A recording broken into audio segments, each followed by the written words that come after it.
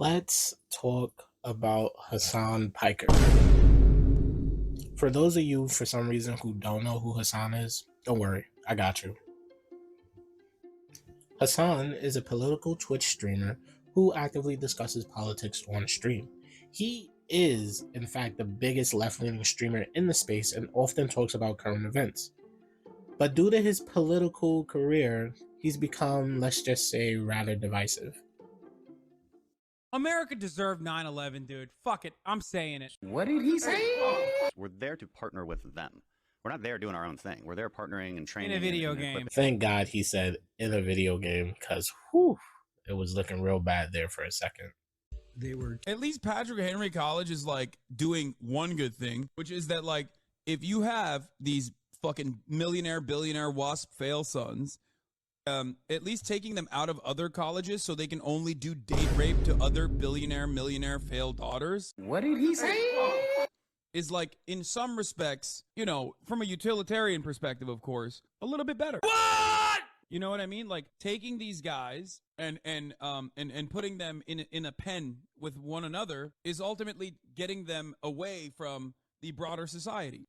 Teaching. Oh hell no! That's hell no! No! And statements just like what you just saw are reasons why people find him so divisive. Now that you know who Hassan is and why people find him so controversial, now we can talk about the drama. Somewhat recently, Hassan had made an appearance on the Trash Taste podcast. If you're unfamiliar, the podcast is run by 3 hosts. We have Joey, the anime man, Gaunt, Giguk, and Connor, also known as Sea-Dog VA. At the recording of this video, the video sits at 22k likes and over 67k dislikes. A stark contrast from his first appearance on the podcast back in March 31st, 2023, which had such a better response in comparison to his second interview. That video sits at 76k likes and only 9.7k dislikes. You might be wondering, why was there such a drastic change now in comparison to then? What could have caused such a harsh reaction from their audience? And simply put, the backlash is largely tied to Ethan Klein. Hey, what up, peeps? It's your boy Ethan from H3H3. The sun finally came out. It's a beautiful, nice, warm day here in New York City, and I wanted to show you all at home what I'm about. If you're unfamiliar with Ethan, you would know he was once a popular YouTuber known for his commentary-style videos. Eventually, he transitioned into podcasting with various co-hosts, including Hassan. The Leftover podcast would launch on September 26, 2021 and run for 61 episodes over 2 years. While initially successful, tensions between the two grew over political disagreements, particularly on the Gaza conflict. This disagreement was the catalyst for the long-lasting issues that would plague the podcast. Eventually, Ethan would hit a breaking point live on stream. During that stream, Hassan's chat began belittling Ethan, calling him names, which led Ethan to ask Hassan to moderate his chat. By the way, I'm not even defending I'm not even like, I'm just trying to tell you guys how it feels. And I'm fucking shocked that you don't care that people in your chat are saying, who the fuck is this child, cold, arrogant, Ethan, as fuck. I love you, but there's only so much I can do. How can you be surprised when your Discord is literally full of fucking Ethan, I love you, but there's only so much I can do if you're making that argument. You know that, right? Like, at a certain point, you're an adult, and the words that you're saying are going to be perceived by people in a certain way. I can't constantly tell my community to shut the fuck up, like, right, well, which I have, and I think they should. But at the end of the day, it's because I know you personally, and I think your heart is in the right place. But they don't know, so it's hard. It's hard for people to view what you're saying beyond your words. I'm just telling you the perspective. You disagree. That's it. I mean, what the fuck do you want from me? Okay, but do you get where I'm coming from? Like, and you know, I'm not a fucking radical Jew. I'm not even a religious Jew. No, I know. I have no stake in the game, and this is coming from.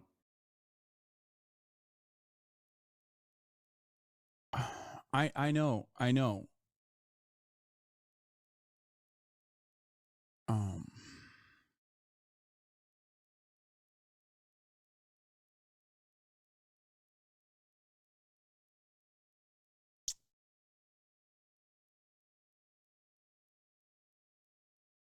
All right. Sorry, I don't know why I get so fucking emotional lately.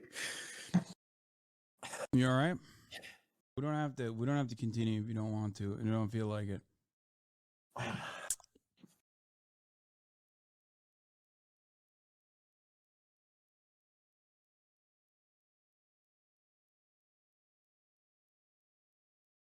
Anyway, I think this is the reason why I originally wanted to potentially feature Jewish voices in this conversation, because I feel like that would be. I feel as though that would be more productive. Even Israeli voices, as a matter of fact, and we can still do that at a later date if you'd like. I just, I'm not like a fucking I'm not a sensitive Jew. I never scream anti-Semitism about anything. No, I So know. like, you can't. I don't even think it's fair to characterize like. I'm just telling you how people see it. I mean, that's all Ethan, I'm doing. I know. I never You said that. disagree. Clearly, that's it, and that's fine. I don't, Ethan. I've never said any of those things against you, and I don't believe that. Okay, I'm not saying that at all. I'm simply trying to describe the position of Palestinians in this matter, on this front. And You've done not that, just and I Palestinians, understand, bro. but I anti-Zionists as a whole. understand. I understand. I've listened to you.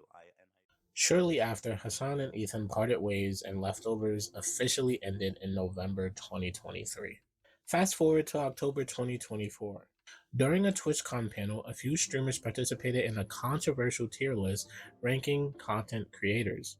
The ranking categorized content creators from Arab to Love Sabra. While it might seem like just a dumb tier list at a first glance, the issue arises when you translate Sabra, which means a Jewish person born in Israel.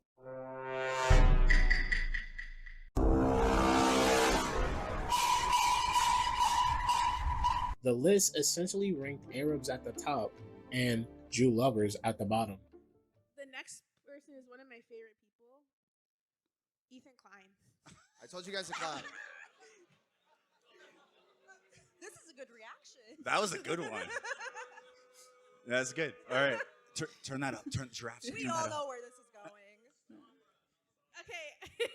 I'm like, I'm giving audience input. They're like, fuck what you guys had to say.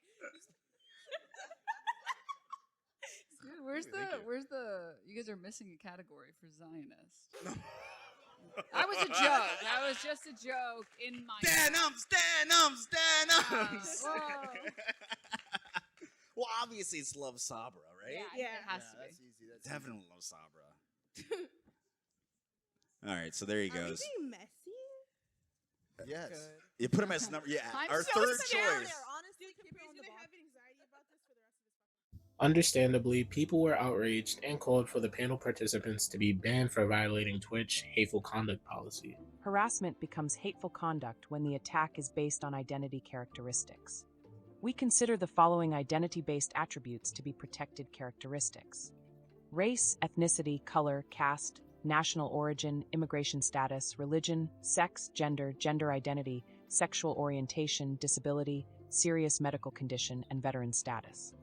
We've added caste, color, and immigration status to this list to ensure we are evolving with our global community and providing sufficient protection for underrepresented groups. We've included more detail so you can better understand which behaviors would cross the line. For example, hate speech and symbols have always been prohibited, and we've added explicit language banning hate groups, membership in hate groups, and sharing of hate group propaganda. We've also specifically prohibited black, brown, yellow, red face, unless they are being used in an explicitly educational context. Again, this is not new, but the new guidelines will make the standard clearer for everyone. Two other streamers involved, Frogan and Denims, are prominent members of Hasan's community. With that being said, Frogan has already received a bunch of controversy for what she said on stream about Omega soldiers prior to the event. I have no pity at all for any fucking soldiers. Distress, thank you so much. I will never have any fucking pity for any fucking soldiers. U.S. military? Boo fucking who? I hope you get PTSD. Huh? I do the ones the ones I'm like whatever about the U.S. soldiers are the ones that like acknowledge that like what they did was wrong. They didn't know back then. Whatever. You're a good person in my book. I'm like a Tom. Thank you so much for the 10 gifted. The U.S. military that are like, yeah, like, you know, I did this back then, but now I know it's wrong. Like, I'm changed. Like, fuck imperialism. Fuck this. You don't deserve the PTSD. But like any other motherfucker, you're joining them. You're like, oh my god, I want my fucking Camaro, no student loans. Fuck you. Huh? I hope you get PTSD, and I hope you get no health insurance when you get back into fucking America. This association only further amplified backlash against Hasan's community. Ethan would use this as an opportunity to speak up about the growing anti-Semitism on Twitch. He would use this controversy as an example, which then reignited tensions between him and Hasan. But don't get it twisted, it wasn't just Ethan. A lot of articles outlined a lot of the problems that were happening on Twitch regarding anti-Semitism. Not to mention, later on, Twitch would update its policies on hateful conduct in response to the increased use of the word Zionist. Our hateful conduct policy is designed to protect our community from attacks based on a person's protected characteristics, such as race, nationality, religion, or sexuality. The policy prohibits harmful behaviors, like suggesting that a victim of harm deserved it, or sharing a hateful image or symbol. The language used to cause harm and spread hate changes over time. To ensure our policies adapt to those changes, we review them and how they're applied to prevent those harms. As part of our hateful conduct policy, we prohibit the use of terms that may not be harmful or abusive in isolation, but can be used as a slur or to denigrate others in certain contexts. In line with that approach, starting today, using the term Zionist to attack or demean another individual or group of people on the basis of their background or religious belief is against our rules. We recognize that Zionist and Zionism also refer to a political movement. Using the term to refer to the political movement, whether in a supportive or critical way, does not violate our hateful conduct policy. Our goal isn't to stifle conversation about or criticism of an institution or ideology, but to prevent coded hate directed at individuals and groups of people. We include examples of the language we prohibit in our enforcement notes here. We want to make sure that our hateful conduct policy continues to be flexible and cover terms that may be used to cause harm to others. We'll continue to evaluate our policies to ensure that they're protecting our community effectively. Eventually, tensions between the two would escalate and Ethan would release a long-form video detailing his grievances he had with Hasan. We think the Houthis also allowed to do it. Same thing. Fucking bloodthirsty, violent pig dogs. Why am I held accountable? God forbid you throw up the fucking green Hamas banner. Happy birthday to you. I'm cooked. Happy birthday from Twitch, Hasan. Happy birthday from Twitch. Some of the points in Ethan's video, he talks about Hasan's lackluster journalism, his radical beliefs, and his failure to denounce harmful rhetoric in his community. But if you want to learn more and get more of a detailed feedback of what Ethan thinks about Hasan, you can watch his video. After Ethan dropped his video, so many people became aware of Hasan's content and how just insane and sometimes radical his content really is. Again, as of the recording of this video, Ethan's video on Hasan would get 3 million views and over 219k likes. Why don't we take a look at some of the comments? The Nick part will never cease to be hilarious to me. His expressions perfectly encapsulate the reaction of a sane person observing this absurdity. Frogon saying a $10,000 donation for Palestine should be taken back because the donor wasn't ideologically pure enough is everything wrong with leftist activism. This is performative gatekeeping at its worst, prioritizing personal moral superiority over actual material aid. Palestinians don't care if a donation comes from someone who's not a real activist. They care about food, medicine, and survival. But to people like Frogon, it's more important to be the truest supporter than to actually help. This is the problem with the online left. Activism stops being about the cause and becomes a purity contest where people fight to be crowned the most radical. Instead of building a broad coalition, they push people away for not being perfect enough, even when those people could contribute in meaningful ways. Movements win by growing, not by gatekeeping. If you'd rather have less support for Palestine just so you can feel superior, then Palestine was never really the priority for you. You just wanted an excuse to posture, and this is really all about social capital and in-group validation. Hasan not knowing where Yemen is on the map was crazy. Yeah, calling those videos music videos definitely seems highly delusional. This is genuinely fucking insane. It went a lot deeper than I was expecting. There are baby settlers as well. There are babies in the settlements. Real human being. I checked the original clip from Leftovers 61 around 2 hours, 41 minutes. H. Palestinians have the legal ground to violently seize back their own homes from the settlers. This is a reality, and that is precisely the reason why they have to exist under endless occupation in the West Bank. E. And you know what? And that's why I say if it was settlers, it would be a lot more understandable. Dash. H. Yeah. E. But let's not obfuscate, K? I understand what you're saying. But this dude just called babies militants. H. No, I understand.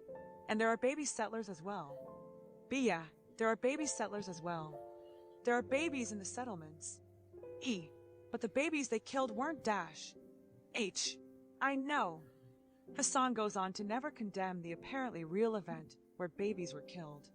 Like, I'm just saying, if Ethan says it would be a lot more understandable if the violence was against settlers, and then Hasan puts babies into the settler category. That sounds an awful lot like he's seriously putting babies on the chopping block. With vids like this, Ethan is not going to get very high on this year's Arab tier list. And with that, now you understand why Hasan received such a negative feedback when he made an appearance on the Trash Taste podcast. To this day, Hasan hasn't watched the video because he believes Ethan is taking him out of context or is being bad faith and uncharitable. People in his chat would constantly ask him his thoughts on the video. And due to the constant bombardment of comments asking about Ethan's video, Hasan would issue a challenge to Ethan. He wants a debate. Ethan would respond by saying he would only debate Hasan if he watches his video first. After this exchange, nothing much would happen until Hasan would get banned on Twitch. What the hell? Oh my god, no way. What? It was something unthinkable. Hasan would get banned.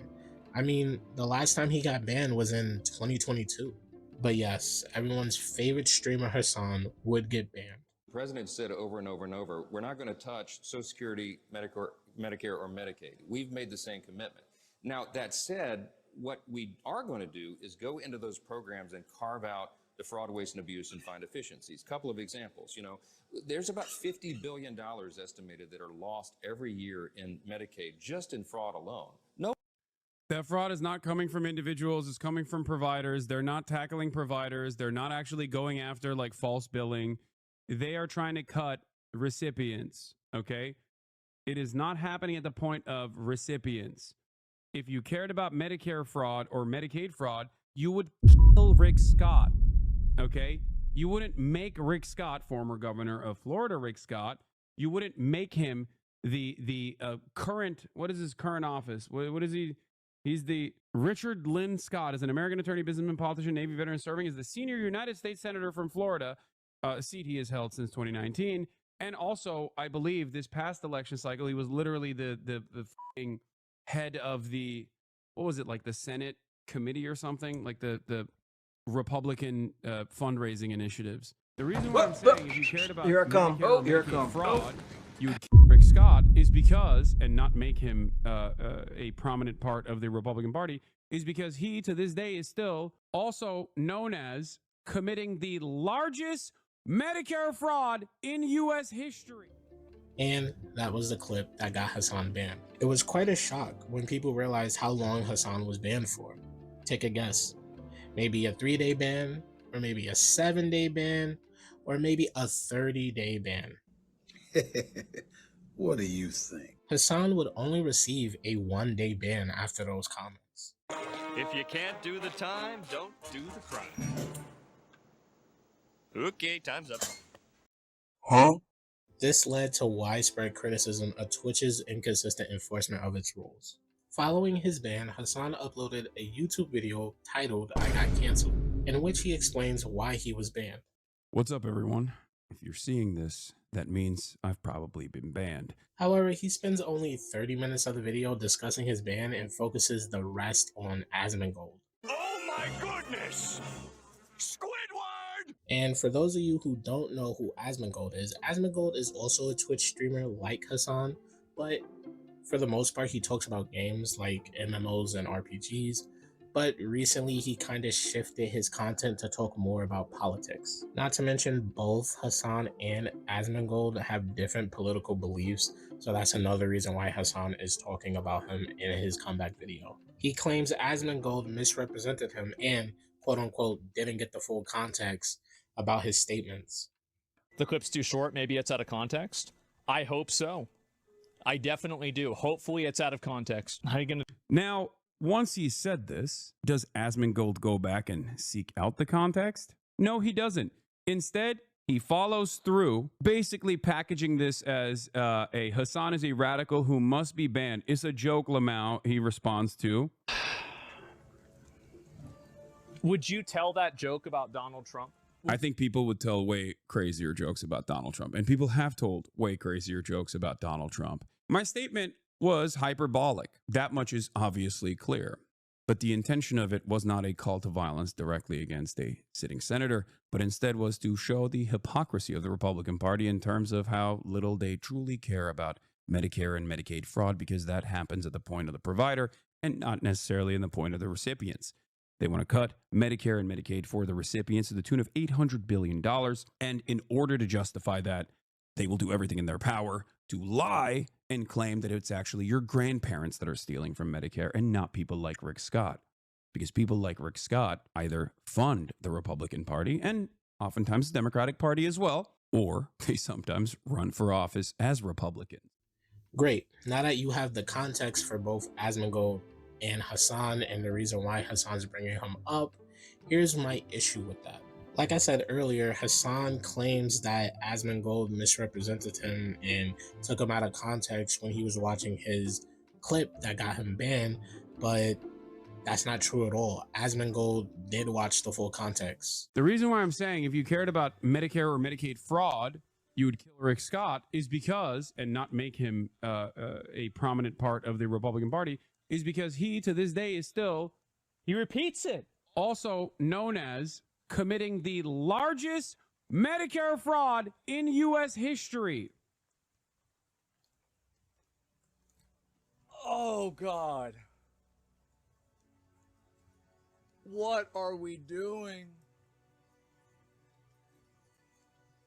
What is this, bro? Are you kidding me? So the context makes it worse. Holy shit. I don't even know what to say. Wow.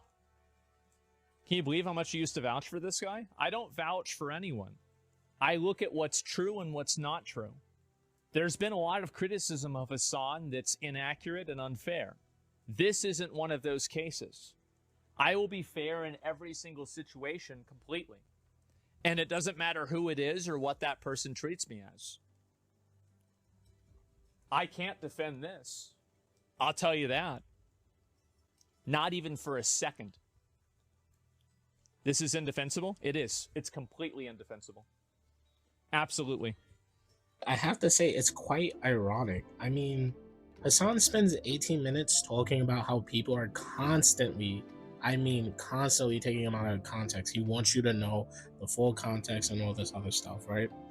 But then we get to the part about Asmongold, and he just misrepresents Asmongold and doesn't understand that there are clips of Asmongold watching what Hasan said on stream and getting the full context. Not to mention, Hasan implies that Asmongold is a Nazi, and he does it in such a way that makes no sense. He doesn't provide any evidence or relevance to why he got banned in the first place. It's like, why are you even bringing this up? Ethan Klein doesn't talk about Asmongold and his apologia for certain regimes of the past. You know, which one? Ethan, who really cares about anti-Semitism, of course. This is it's another, and the obvious implication is that I am a Nazi apologist, right? That's clearly what he's implying. Obviously, you can't say that because if you say that, it sounds insane and retarded. So the only thing that you can do is imply that and hope that the schizos that watch the video will get the message. After Hasan and Asmongold said their piece, Ethan would get banned live on stream after Hasan's return to Twitch. Oh my God! It got banned for encouraging or glorifying extreme violence. Huh? Whoa. That's fucking wow. That's Hasan's content that's on your platform that he didn't get in trouble for. Holy fuck! Interesting. Whoa! You guys don't believe me? Look at this. Too. I mean, I believe you. Screenshot it and we can pull it up. Is it safe to show? Are you sure? Oh wait, before. Come on, double totally show it to Dan first, please. Okay, he said so. Okay. I have the button. Encouraging or glorifying extreme violence. Yes, that's it. Wow. How Okay, long that's is the ban? Well, it pretty should cut be and only a day ban, right? In theory.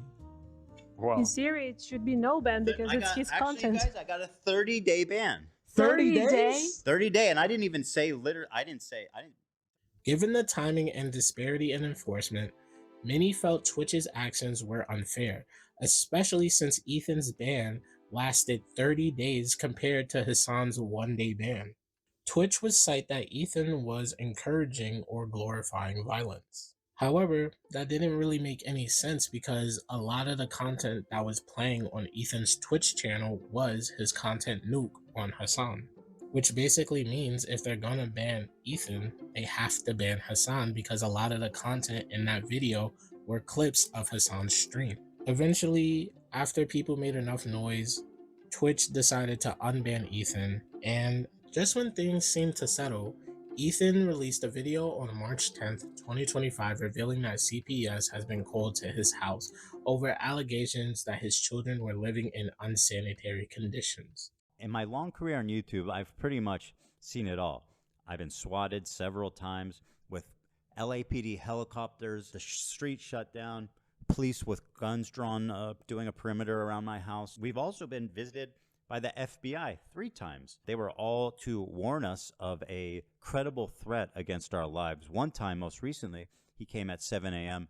and said, "Do not open any packages until you hear from me, as we have credible bomb threats against you that we found online." I thought I'd seen it all. I knew this content nuke was going to draw a lot of negative attention, seeing how extreme Hasan and his fan base are, and his orbiters. But the lengths to which they've gone to harass us and get revenge for going after their god king Hasan has frankly gone beyond any type of point of civility and humanity, to the point where they're calling CPS, Child Protective Services, to come to our house and break up our family.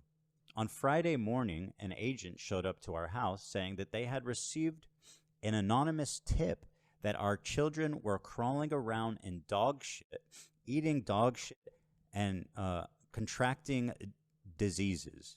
Not only have they called CPS on us, now they're starting to try to call in a 5150 to get me committed. It's really gone on too far, and at this point, I'm ready to take no prisoners, take the gloves off, and call out everybody who needs to be called out. The thing is, once you target my children, then a line's been crossed that cannot be walked back.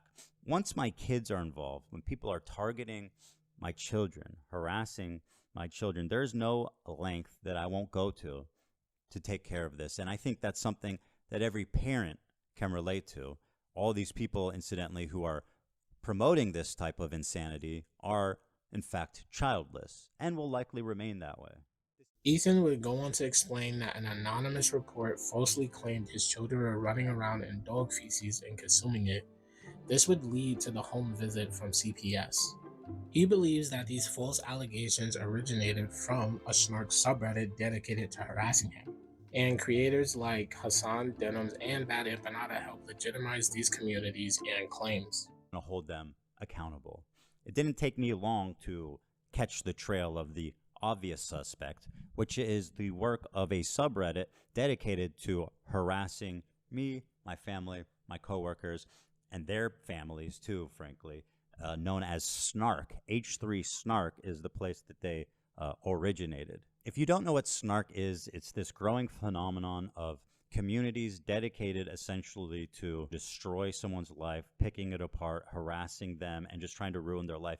It's something that's become quite common on the internet, and something that Reddit, who is the main host of such activities, has completely turned a blind eye to. Take, for example, right here, H3H3_, which is the new Snark page. The top post on this page is from somebody named Bad Empanada, which we'll learn more about.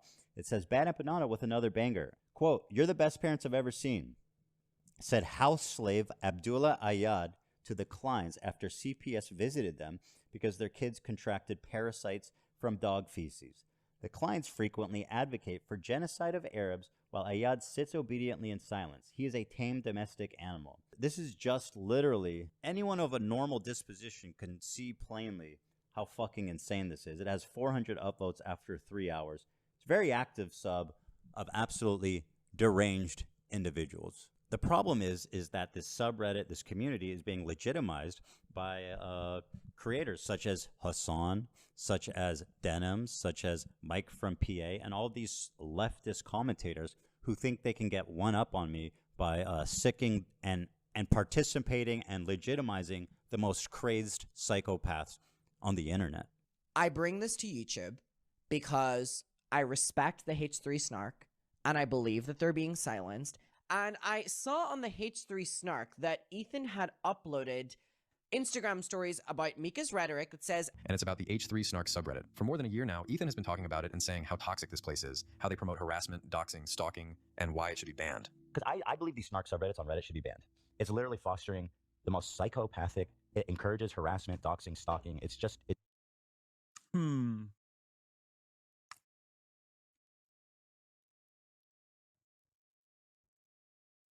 I guess it's fine as long as it's not the Destiny subreddit. I think it's time to hold all of them accountable. Here, for example, is Denims, aka Hasan Waiting Room, watching Bad Empanada talk about the state of our house and how we take care of our kids. Let's take a look. Ethan would also explain why these claims began to circulate in the first place. Essentially, on his podcast, he has shared a story about adopting a new dog about a month ago. The dog apparently had diarrhea due to an infection caused by a parasite called Giardia. Ethan then assumes that the reason his youngest got diarrhea was because he got infected through the dog, and the fact that babies tend to put everything in their mouth and have no discretion whatsoever. People essentially heard this story and assumed the worst and turned it into a malicious spectacle, with figures like Bad Empanada amplifying it and running with the narrative. Ethan would then go on to clarify that after getting tested, his youngest didn't even have Giardia, and thus the initial claims were blown way out of proportion. Again. Now you might wonder, what is it they're referring to? On the podcast, I was telling a story about we adopted a new dog about a month ago, and she was having diarrhea, which ended up being a extremely common stomach parasite that causes diarrhea. It's extremely common, and it's very easy to address. In fact, Ducky, our Yorkie, when we got him as a puppy, also had Giardia, and we treated him the same way. Let's see what I said about it. That Olive has Giardia, which is it's a bacterial infection in the intestines that makes you have diarrhea. And Olive has this? Olive has this, yeah. She came to us with it. Okay. She had diarrhea. And oh, poor baby. Ducky came to us with that too. So she has Giardia, so we have her on an antibiotic, but we had to wait until Monday, which is today. We just got it today. Sonny's crawling around. He's putting everything in his mouth. He's at that age. He has Giardia. Again, any reasonable person or parent understands that having a 10-month-old that is just learning to crawl, is crawling around everywhere, putting everything in his mouth. I mean, these kids will literally just lick the floor, put anything in the world in their mouth, and that's completely normal. That's what having a toddler is like.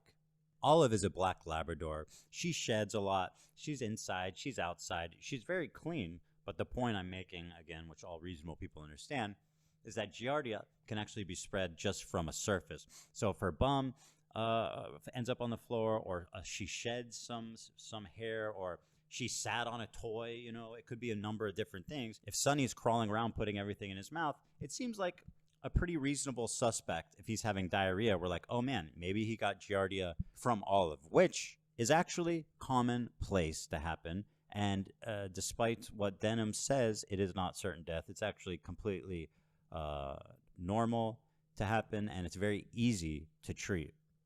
Now, spoiler alert, it actually turns out when we got all of the poop tests back that he never had giardia even, which I announced on the show, which they conveniently forget. So the only person that ever even had giardia was Olive. So Sonny was having diarrhea essentially, and that was and that's why they called CPS, because my 10-month-old baby who's just starting to eat solid food had diarrhea. What would make the situation even funnier is that a pediatrician would come out in support of Ethan. I'm an actual mandated reporter. Now, when I found out, I'm disgusted, by the way.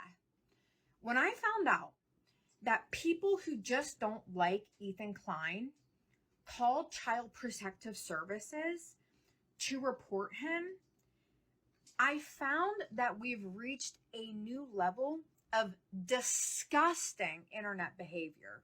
And I would like to particularly comment on this post that Ethan posted on his IG story. You can pause to read it if you want.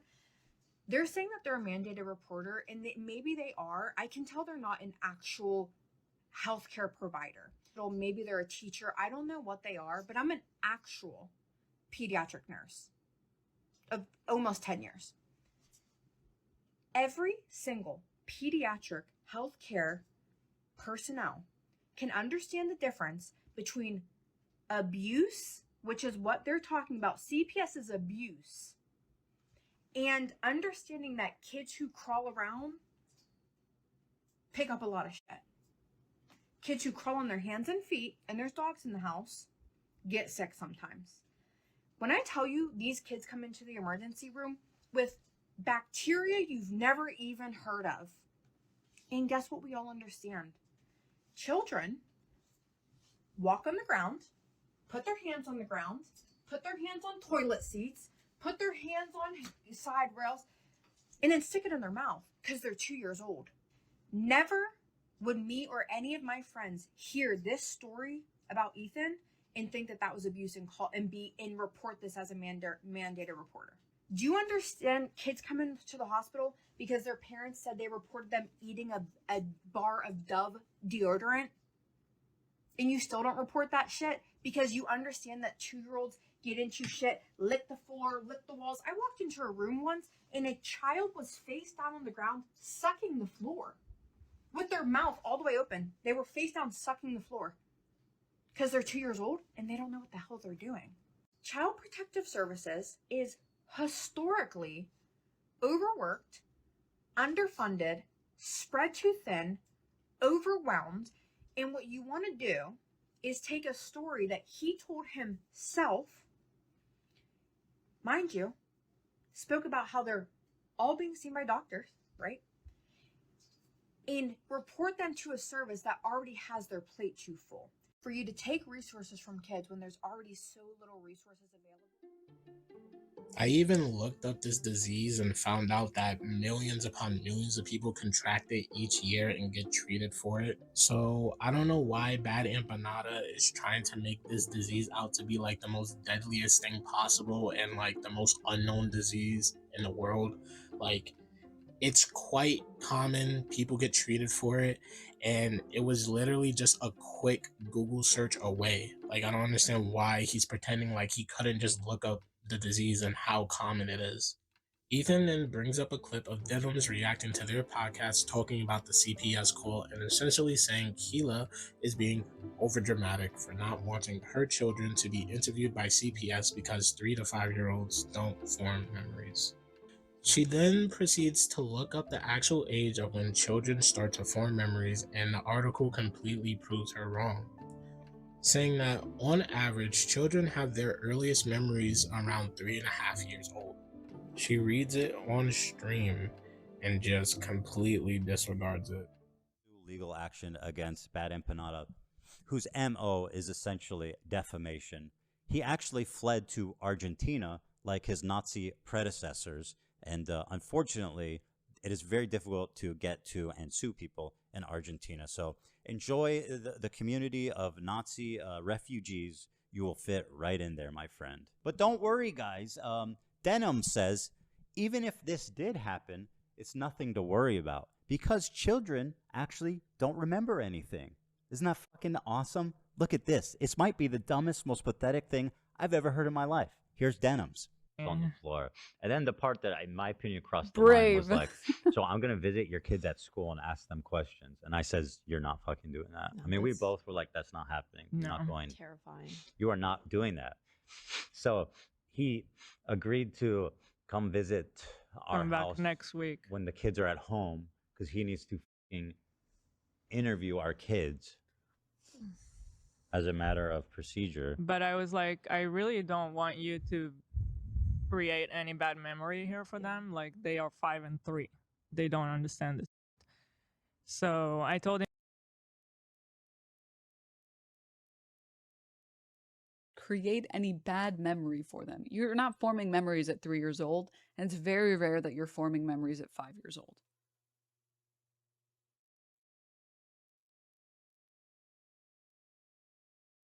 Nah, yes, you are. No, you're not. When we're talking about being able to remember, being able to recall memories, it's like 4 is the cutoff.